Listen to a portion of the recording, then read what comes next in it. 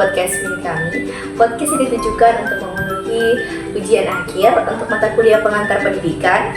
Saya Sarah, akan ditemani oleh Liza Fikri. Halo teman-teman, aku Liza. Sebelumnya terima kasih kepada teman-teman yang sudah menonton podcast kami. Nah, sebelum itu saya akan memberikan spill topik yang akan kita bahas hari ini. Jadi topik yang akan kita bahas hari ini tuh ada dua topik, Sahra. Nah, dua topik ini tuh saling berhubungan. Topik apa sih itu? Nah, topiknya itu peran pendidikan dalam pembangunan dan kurikulum merdeka. Wah, topik yang sangat menarik ya Liza. Betul. Nah, sebelum kita membahas lebih lanjut terkait dua topik tersebut, jadi di sini kita berdua akan menggunakan bahasa yang lebih santai biar teman-teman yang menonton podcast ini bisa mudah untuk memahami pembahasan kita nantinya. Tapi dikarenakan ini adalah ujian akhir, kita akan tetap sedikit mempertahankan bahasa formal kami dalam podcast ini. Iya, benar banget. Jadi sepertinya langsung saja ya, Sarah? Ya, langsung saja. Nah, teman-teman, kalau kita membahas atau membicarakan terkait pembangunan, yang dimaksud di sini bukan hanya soal bangunan fisik seperti gedung, jalan, atau bahkan infrastruktur, tapi lebih dari itu. Pembangunan itu bisa diartikan juga mencakup peningkatan kualitas hidup manusia. Iya, benar banget. Jadi pendidikan di sini tuh memiliki peran yang besar banget untuk masyarakat. Jadi secara teori pendidikan itu dianggap sebagai pilar pembangunan manusia. Tanpa pendidikan manusia itu sulit berkembang, dan tanpa manusia yang berkembang negara juga tidak akan maju-maju. Nah, pendidikan membentuk kemampuan seseorang untuk berpikir, bertindak, dan berkontribusi, baik kontribusi di lingkungan kecil seperti keluarga, bahkan sampai ke lingkungan besar seperti masyarakat. Dan kalau kita kaitkan dengan fungsi pendidikan, ada beberapa fungsi yang mendukung pembangunan ini. Nah, ada fungsi sosial, ekonomi, politik, budaya, semuanya penting untuk kemajuan bangsa. Oh, jadi bisa dikatakan kalau pembangunan yang kuat itu selalu dimulai dari pendidikan yang kuat ya? Ya, benar banget. Sekarang kita ambil dari pengalaman pribadi kita saja. Nah, kebetulan kampus kita ini sedang melakukan renovasi atau pembangunan, dan di mana perkuliahan kita dialihkan ke online atau daring. Walaupun terdengar sederhana, tapi sebenarnya situasi inilah yang menunjukkan bagaimana pendidikan beradaptasi dalam mendukung pembangunan. Betul banget Liza. Dari pembelajaran online yang sudah kurang lebih kita lakukan sebulan ini, kita bisa melihat bahwasanya mahasiswa dilatih untuk melek teknologi, belajar mandiri, bahkan kita juga dilatih untuk bisa mengatur waktu kita dengan sebaik mungkin. Walaupun bisa kita ketahui kondisi kampus kita dalam keadaan kurang maksimal atau ideal ya.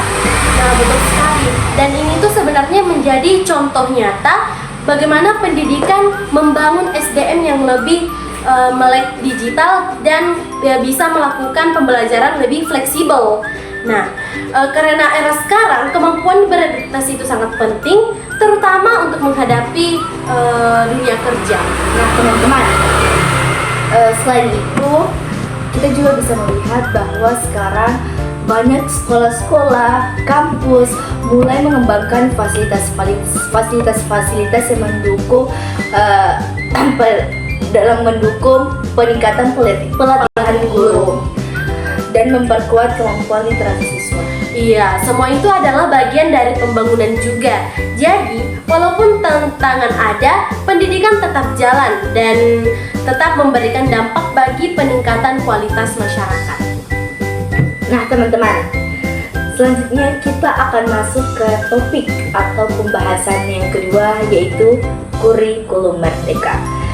Topik ini adalah salah satu inovasi pendidikan yang cukup besar dibahas dalam beberapa tahun terakhir ini. Ya, jadi kurikulum merdeka itu sendiri sebenarnya sengaja dirancang untuk para siswa itu proses belajarnya itu lebih fleksibel dan lebih fokus pada kompetensi atau minat siswa. Nah, jadi bukan sekedar mengejar nilai, tapi juga menuntaskan materi sebanyak-banyaknya. Nah, Liza, dari dalam kurikulum merdeka itu, siswa diberi ruang untuk mengeksplorasi hal-hal yang mereka minati. Pembelajaran juga lebih menekankan pemahaman konsep, bukan dalam bentuk hafalan. Iya, dan ada juga proyek-proyek ya, seperti penguatan profil pelajar Pancasila Atau P5. atau P5. Nah, proyek ini sebenarnya bertujuan untuk membentuk karakter siswa agar sesuai dengan nilai-nilai Pancasila. Menurut saya pribadi, P5 ini tuh penting banget di era sekarang. Betul. Karena kita bukan hanya butuh generasi yang pintar, tapi juga generasi yang memiliki karakter, bisa bekerja sama dan memiliki empati yang besar. Iya, dan kalau kita lihat dari perspektif pembangunan, kurikulum Merdeka itu adalah salah satu usaha untuk membangun SDM yang unggul yang nantinya akan bersaing secara global.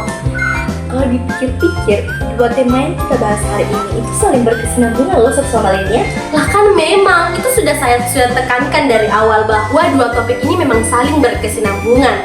Nah, kurikulum Merdeka sendiri ini adalah bentuk implementasi dalam pembangunan pendidikan.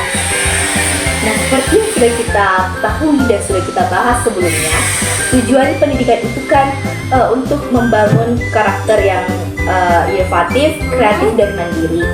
Nah, kurikulum itu ada untuk mencapai tujuan tersebut. Jadi pembangunan itu nggak cuma hanya berbicara soal ekonomi, tapi soal moral, keterampilan, dan bagaimana generasi muda itu membangun pola pikirnya. Nah, dari sistem pendidikan yang adaptif seperti kurikulum Merdeka ini Itu menjadi salah satu fondasi kunci untuk mewujudkannya. Tapi tentu saja setiap kebijakan itu pasti ada tantangannya. Bener, nggak semua hal berjalan dengan mulus. Pasti ada hal-hal yang menghalangi kita. Misalnya keterbatasan fasilitas sekolah, kesiapan guru, dan kesenjangan akses internet. Apalagi kan tidak semua daerah bisa menerapkan kurikulum Merdeka secara maksimal. Iya, selain itu adaptasi terhadap metode baru juga itu memiliki waktu yang cukup banyak ya. Guru dan siswa sama-sama perlu dibimbing agar terbiasa dengan pendekatan baru ini. Tapi solusinya ada solusinya. Mulai dari pelatihan guru, pendampingan sekolah, penyediaan perangkat digital, sampai dukungan pemerintah lewat berbagai program. Betul, dan kalau solusi-solusi ini dijalankan dengan baik dan secara konsisten, kita bisa optimis pendidikan Indonesia bisa benar-benar jadi pilar dalam pembangunan nasional. Oke, jadi pembahasan kita terkait dua topik itu, yaitu peran pendidikan dalam pembangunan dan kurikulum Merdeka. Dua topik ini saling melengkapi dan sama-sama penting untuk masa depan pendidikan Indonesia. Dan kita mencoba membahasnya dengan cara santai tapi tetap formal dan juga mudah dipahami, tapi tetap sesuai dengan materi pengantar pendidikan. Teman-teman, terima kasih banyak sudah mendengarkan podcast mini UAS kami yang sedikit agak awkward, Dan tapi juga boleh lah. kita sudah berusaha semaksimal mungkin ya teman-teman. Ya. Dan maaf juga untuk berbagai macam suara-suara background dari Bising podcast karena kita memang sedang outdoor. ini. Ya, teman. Sampai jumpa di video selanjutnya. Dadah. Terima kasih sudah menonton.